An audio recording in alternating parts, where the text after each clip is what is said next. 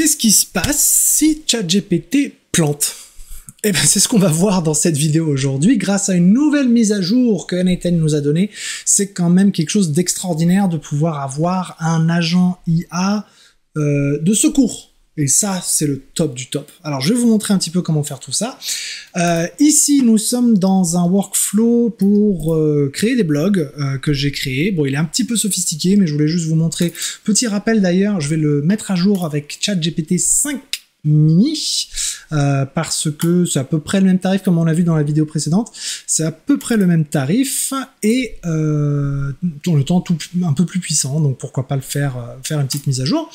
5 mini là-dessus, 5 mini là-dessus et on est bon. Ok, génération d'images, on est sur quoi? On est bien sur GPT Image 1 et non pas DALL-E 3 qui était pas terrible. Et donc je voulais vous montrer une nouvelle fonctionnalité pour les agents IA dans N8N. C'est une nouveauté un petit peu particulière parce qu'il faut savoir que ça existe. Alors, si je reprends cet agent de création d'articles de blog pour moi, j'ai plusieurs interventions d'agents. Ici, on a l'expert en blog, ici, on a l'équipe de recherche, ici, on a l'éditeur. Après, bon, il y a le générateur de titres, générateur d'images, bon, des trucs simples. Bref. Ici, dans l'expert en blog, si je vais là, vous allez voir qu'il y a ce qu'on a d'habitude, avec un message système, avec un prompt, avec en utilisant tools, agents, etc., etc. Ok, c'est cool, il est très bien, il fonctionne très bien. Mais que se passe-t-il si ChatGPT ou OpenAI plante, comme ça arrive des fois? Ça veut dire que moi, j'aurai pas d'article de blog et tous mes clients avec qui j'utilise mes robots ChatGPT, bah, ça veut dire qu'il va rien se passer ce jour-là, ce qui n'est pas possible dans le monde du travail. Donc, quand vous créez un nouveau, et je vous recommande d'aller dans tous vos workflows et vous recréez un nouvel agent IA, vous avez Enable Fallback Model. Ça veut dire que vous pouvez dire que si le modèle d'IA ne fonctionne pas, passez à un autre. Alors malheureusement, ça ne s'est pas mis à jour directement dans vos workflows existants, c'est pour ça que je vous fais cette vidéo, et donc il va falloir reconnecter les choses. Vous allez dans un d'entre eux, je vais prendre hop, le prompt user message, je le mets là-dedans, parce qu'ici on va faire un define below, et d'ailleurs il faut que je lui mette... Allez, il va falloir que je zoome un peu, pas trop... Voilà, on revient comme ça, et hop, voilà, c'est bon. Comme ça, il a ce qu'il faut. On va faire option System Message, et je reprends le System Message là-dedans. C'est CTRL-A, CTRL-C, CTRL-V. CTRL-A, CTRL-V, tout court. Et voilà, là, il est paramétré. Alors pensez bien à mettre en expression si nécessaire, hein. Moi je mets toujours en expression comme ça, il n'y a pas de problème. On fait Enable Fallback Model, et là du coup vous avez un deuxième modèle d'IA qui est disponible. Alors, me faites pas la blague de mettre d'un côté GPT-5 et de l'autre GPT-5 mini. Ça ne sert strictement à rien. Parce que si GPT-5 marche pas, bah, 5 mini va pas marcher non plus. Donc ce qu'il faut, c'est un autre fournisseur d'IA. Donc moi perso, j'aime bien Anthropic. Anthropic, c'est Claude. Voilà, vous pouvez utiliser Claude Sonnet, Claude Opus 4.1, Claude Opus, etc. etc. D'ailleurs, je vais faire... Non, Claude Sonnet, il est pas cher, il est bien. Voilà, et comme ça, vous voyez que cet agent-là, je peux maintenant, on va le brancher ici. Comme celui-ci, et non, il y avait un petit tool, hop, donc il y a un tool que je vais mettre là.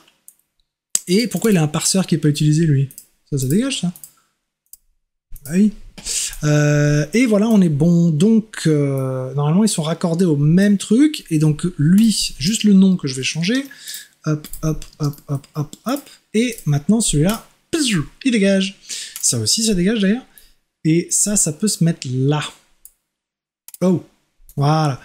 Et comme ça, on est bien. Donc maintenant, mon agent IA va soit utiliser, ici, j'ai mis GPT-5 mini. Et ici, j'ai mis Claude Sonnet 4. On va préciser quand même, parce que c'est pratique. Ouais, Claude 4. Non, Sonnet, on va rester sur Sonnet. Voilà, donc, ça, c'est le fallback. C'est-à-dire qu'il ne va pas utiliser Claude Sonnet directement. Il va utiliser ChatGPT 5 mini, et si celui-ci n'est pas disponible, il va passer sur Claude Sonnet. Je vais refaire la même chose pour mon équipe de recherche. Donc, je crée un nouveau IA, agent IA, dans lequel je mets Define Below, et je fais Enable Fallback Model. Je le mets juste au-dessus. Alors, il faut pas qu'il soit connecté comme ça, voilà. Lui, le split out, je le duplique ici. La sortie, elle va se faire dans le input 1, comme lui. Le chat model, ça va être ici, qui était anthropique, justement, d'ailleurs, c'est marrant. Parce que pour la recherche, c'est vrai que c'est un petit peu plus puissant. Et, tchac, on va dégager ça. Et là, pour le coup, je vais faire un fallback sur OpenAI. Parce que ça veut dire que mes deux... d'ailleurs, on va rester sur 4.1 mini, ouais. Ça veut dire que mes deux différents robots vont prioriser ce que moi je veux. Je vais juste remplir ça parce que j'arrive pas à parler et réfléchir en même temps. 4.1 mini, voilà. Donc, les deux vont remplir leur fonction, à savoir que le premier, je veux qu'il utilise GPT-5 mini, et ensuite, le deuxième, je veux qu'il utilise Anthropic Chat Model. Mais si OpenAI n'est pas disponible, dans ces cas-là, le premier va utiliser Anthropic et le deuxième aussi. Mais si Anthropic n'est pas disponible, le premier utilise OpenAI et le deuxième aussi. Donc au moins je sais que tout va bien se passer. Ah, j'ai supprimé trop tôt moi. Pomme Z, pomme Z, pomme Z, pomme Z, pomme Z. Voilà. Parce que mon équipe de recherche, elle a quand même des petites choses dedans. Donc, hop, hop, je mets mon petit prompt. Et qu'est-ce que j'avais d'autre? Le system message. Donc ici, adoption, system message, hop, hop, expression, expression, on est tout bon, on est tout bon. Voilà, c'est mieux. Tac, tac. Et bien sûr, il va falloir faire des tests. Anthropic. Alors lui, je vais le nommer pareil que l'autre, là. Hop, Claude Sonnet 4, si c'est le cas d'ailleurs. Je vais vérifier. Et non, 3.5. Pourquoi il me propose pas le 4, d'ailleurs? C'est fou ça. Anthropic Account. Oh, c'est fou toi. Qu'est-ce qui lui arrive? Je vais virer le modèle, je vais faire un nouveau modèle. Hop, c'est peut-être le même problème d'ailleurs, parce que ce workflow, je n'y ai pas touché depuis un petit moment. Et donc, il faut remettre à jour de temps en temps. Rename, voilà. Et là, il est sur 4.1 mini. D'ailleurs, ça sert à rien de mettre 4.1 mini. Non, je vais mettre GPT-5 mini.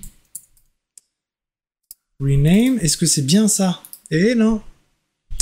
Moi, je veux le GPT-5 mini. Qu'on soit un petit peu plus puissant quand même. Même si ça change pas grand-chose.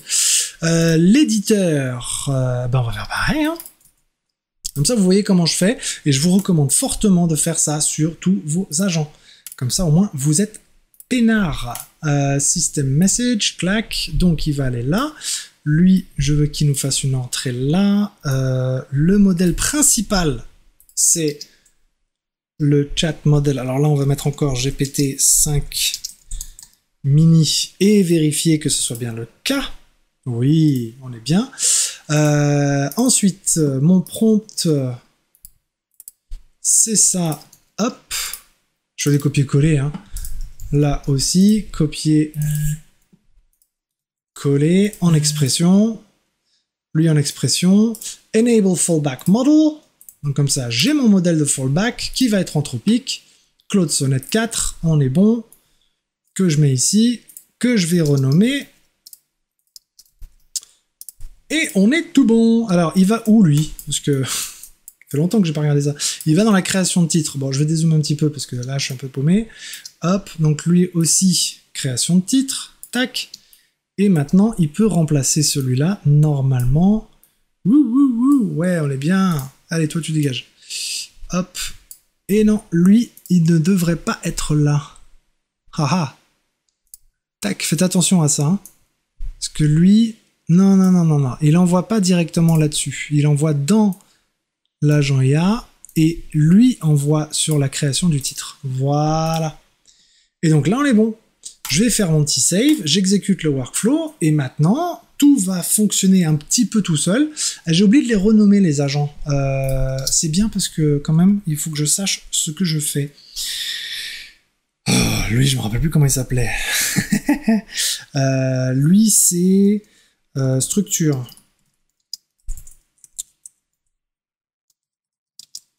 Article. Lui, je me rappelle que c'était l'éditeur.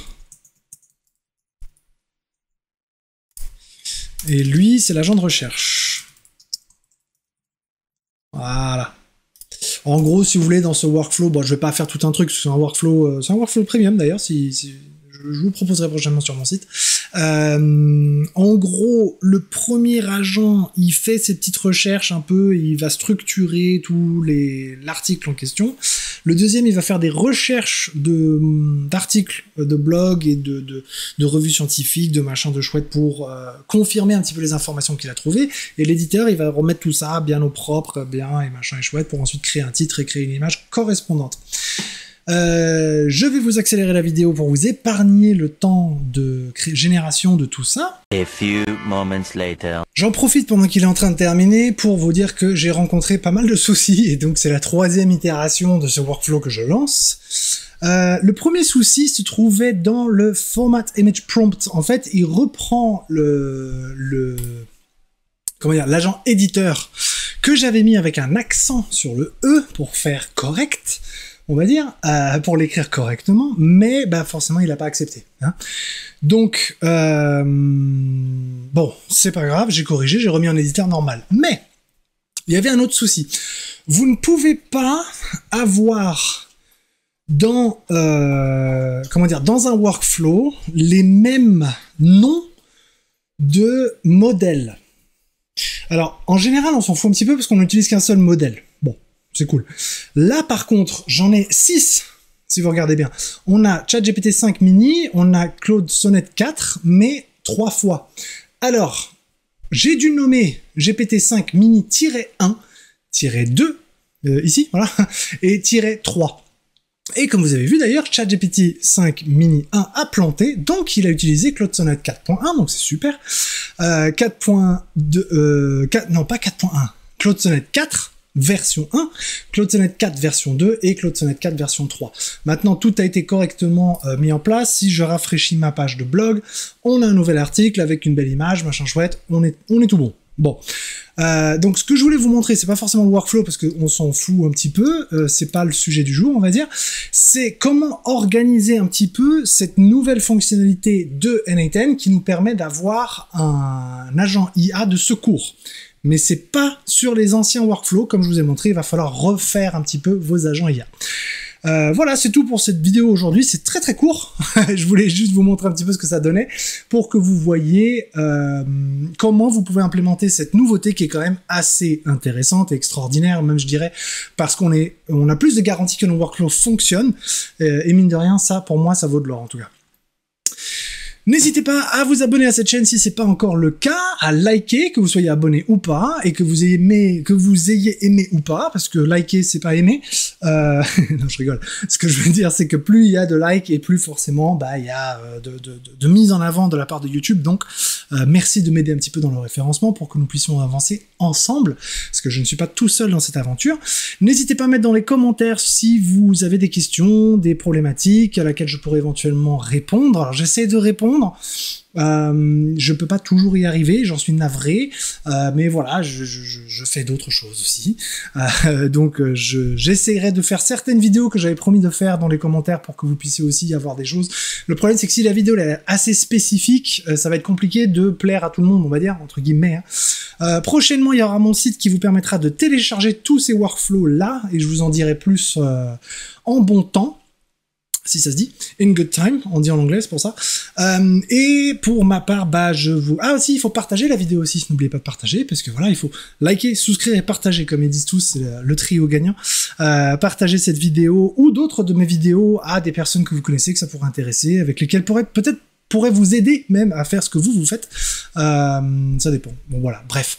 À la prochaine vidéo, merci encore d'avoir regardé jusqu'à la fin.